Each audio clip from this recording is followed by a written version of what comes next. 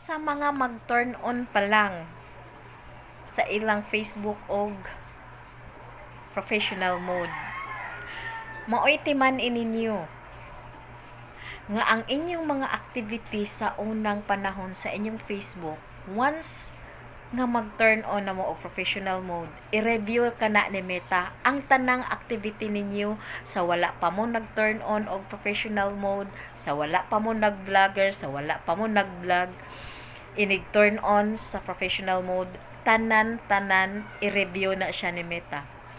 Mao nga inig human ninyo og turn on sa inyong Facebook ngadto sa professional mode, i-check dayon ang support inbox kay I'm sure na anay mga violation.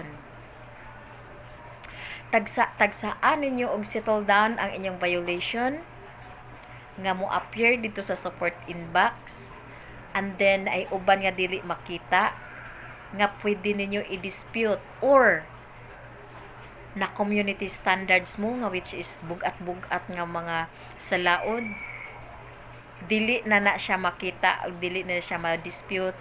So kinahanglan mo magpaabot sa insaktong panahon kung kanus ay iuli ni Meta.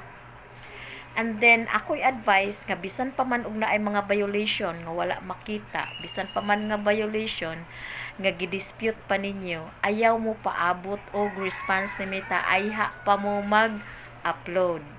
So guys, you need to upload contents bisag na amoy mga violation. Kay kana nagpasabot na nga you're doing good, you're doing your effort, ug kana dali ra mawagtang or dali iuli ni Meta ang yung Facebook. So that's all for now. Please share this video kay para makahibalo katong mga bag-o pa. So that's all for now.